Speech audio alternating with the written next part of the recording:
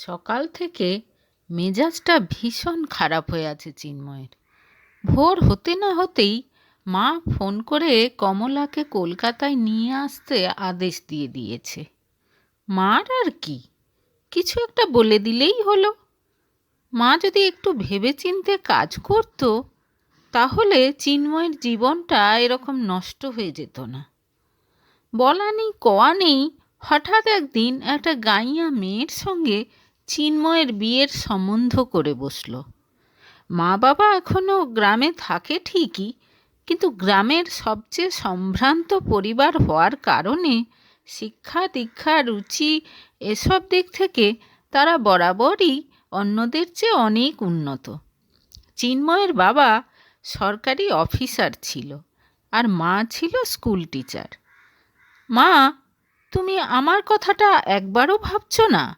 সমাজসেবা করার নামে আমার জীবনটা এরকমভাবে নষ্ট করে দিতে চাইছো কেন? এতে জীবন নষ্ট হওয়ার কি আছে? কমলার মতো মেয়ে লাখে একটা পাওয়া যায়। ওর সঙ্গে বিয়ে হলে তুই সুখী হবি। পড়াশোনা বেশি দূর করেনি ঠিকই, কিন্তু ওর অনেক বুদ্ধি আছে। ও সব ম্যানেজ করে নিতে পারবে দেখিস। পরে তুই পারলে না হয় ওকে লেখাপড়া শেখাস। হাজার চেষ্টা করেও মা বাবাকে চিন্ময় কিছুতেই বোঝাতে পারল না যে বিয়ে সবসময় সমানে সমানে হওয়া উচিত। আর কমলার সঙ্গে তার শিক্ষা দীক্ষা রুচি পছন্দ অপছন্দ সব কিছুর আকাশ পাতাল ফারাক। দুদিন শহরে গিয়ে একেবারে লায়ক হয়ে গেছো না? মা বাবার কথা অমান্য করতে শিখে গেছো। কড়কে উঠেছিল চিন্ময়ের বাবা। এরপর আর কমলাকে বিয়ে করা ছাড়া কোনো উপায় ছিল না চিন্ময়ের। বিয়ে করে কমলাকে মা বাবার কাছে রেখে চলে এসেছিল সে। ভেবেছিল জীবনে কখনো ওই গাইয়া মেয়েটাকে শহরে এনে নিজে হাসির খোরাক হবে না। সপ্তাহান্তে বাড়ি গিয়ে কোনো মতে সংসার ধর্ম পালন করে আবার ফিরে আসবে কলকাতায়। যদিও বিয়ের পর 2 মাস কেটে গেলেও বউয়ের সঙ্গে ঘনিষ্ঠতা হয়নি চিন্ময়ের। পাশের বাড়ির রমা বৌদির কথা কল্পনা করে শরীরে উত্তেজনা অনুভব করলেও নিজের বউয়ের কাছে এলে চিন্ময় যেন একেবারে চুপসে যায়। বিতৃষ্ণায় ভরে যায় তার মন। মাঝে মাঝে মনে হয় সারা জীবনেও বোধ হয় তার কুমারত্ব ঘুচবে না। চিন্ময় যে তাকে একেবারে মেনে নিতে পারেনি সেটা কমলাও বুঝে গেছে। চিন্ময় বাড়ি এলে তাকে খাটে শুতে দিয়ে নিজেই নিচে বিছানা করে শুয়ে পড়ে। খুব প্রয়োজন না হলে চিন্ময়ের সঙ্গে বিশেষ কথাও বলে না সে। যাই হোক, 2 মাস পর হঠাৎ এখন চিন্ময়ের মা আদেশ দিয়েছে কমলাকে এখানে নিয়ে চলে আসতে।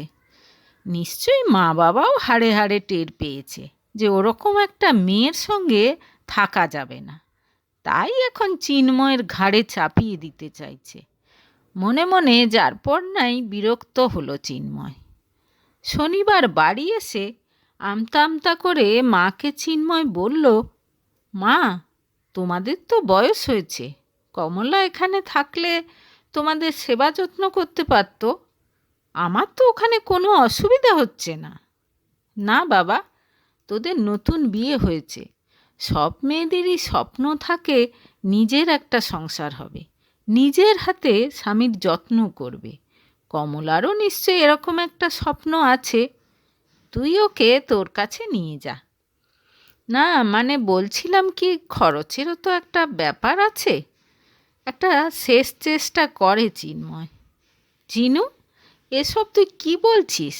তার মানে তুই বলতে চাস তুই এমন একটা চাকরি করিস যে নিজের পরিবারের ভরণ পোষণ করতে পারবি না? তবে ছেড়ে দে ওরকম চাকরি। না মা, আমি তা বলছি না। শোন চিনু, আমার সঙ্গে বেশি চালাকি করবি না। মার বজ্রকণ্ঠের সামনে কার্যত অসহায় হয়ে পড়ে চিন্ময়। অতঃপর এক রবিবার বিকেলে কমলাকে সঙ্গে নিয়ে কলকাতা রওনা দেয় চিন্ময়। ইচ্ছে করেই দেরি করে বেরিয়েছে সে, যাতে পৌঁছাতে পৌঁছাতে রাত হয়ে যায়। আশেপাশের লোকজন কমলাকে দেখে না জানি কি ভাববে। সুপুরুষ ব্যাচেলর, ভালো চাকরি করে, পাড়ার মেয়েদের তাই চিন্ময়কে নিয়ে কৌতূহলের শেষ নেই। 3 বছর আগে এই বাড়িটা ভাড়া নিয়েছিল চিন্ময়। সেদিন থেকে আজ পর্যন্ত নিজের ভালো ছেলে ইমেজে কোনো দাগ লাগতে দেয়নি সে। পাড়ার মিস্টার বক্সি একবার মেয়ের সঙ্গে বিয়ের সম্বন্ধও পেড়েছিলেন, কিন্তু চিন্ময়ের মা কলকাতার মেয়ের সঙ্গে ছেলের বিয়ে দিতে নারাজ ছিল।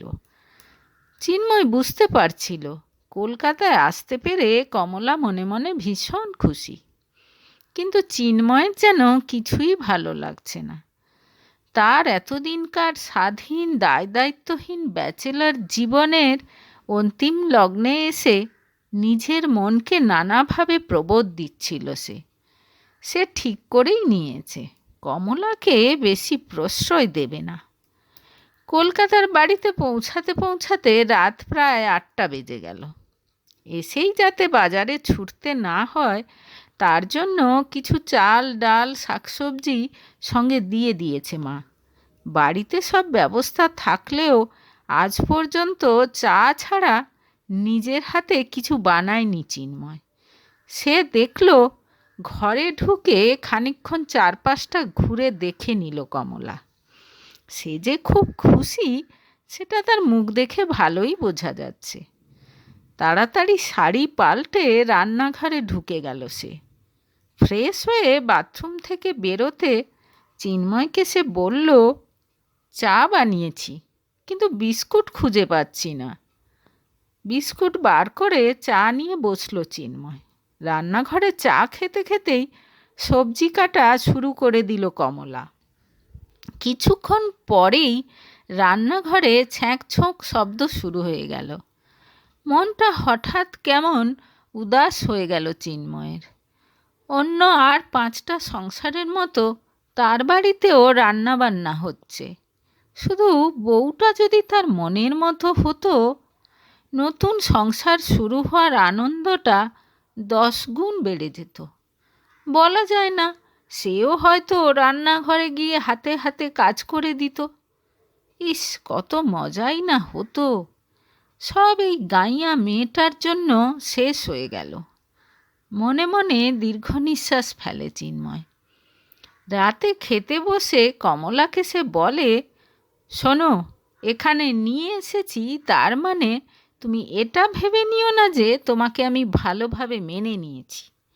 তোমার মতো একটা গাইয়া মেয়েকে আমি কখনো নিজের স্ত্রীর মর্যাদা দিতে পারবো না। আর হ্যাঁ, কখনো বাইরে বেরোবে না, সারা দিন ঘরে থাকবে, কাজকর্ম করবে, আর যা প্রয়োজন হবে আমাকে বলবে, আমি কিনে এনে দেব। ঘাড় নাড়ে কমলা। আসলে মামা মামির সংসারের লাথি ঝাঁটা খেয়ে বড় হওয়া কমলার কাছে মাথার ওপর এক টুকরো ছাদ আর দুবেলা দুমুঠো খেতে পাওয়াই সৌভাগ্যের ব্যাপার। আর কোনো কিছু নিয়ে তার অত মাথা ব্যথা নেই। রাতে ঘরের মধ্যে বড় খাটে কমলাকে শুতে বলল চিন্ময়। সে শুলো বসার ঘরের ছোট ডিভানটাতে। অনেক রাত পর্যন্ত জেগে শুয়ে থাকলো কমলা। অদ্ভুত একটা আনন্দ হচ্ছে তার। সে আর তার স্বামী ছাড়া এখানে আর কেউ নেই। বলতে গেলে তার নিজের সংসার। ভগবানকে মনে মনে অনেক ধন্যবাদ দিল সে। শুধু একটাই দুঃখ, স্বামী তাকে একেবারেই পছন্দ করে না। যাক, কি আর করা যাবে, সবার ভাগ্যে তো আর সব কিছু জোটে না।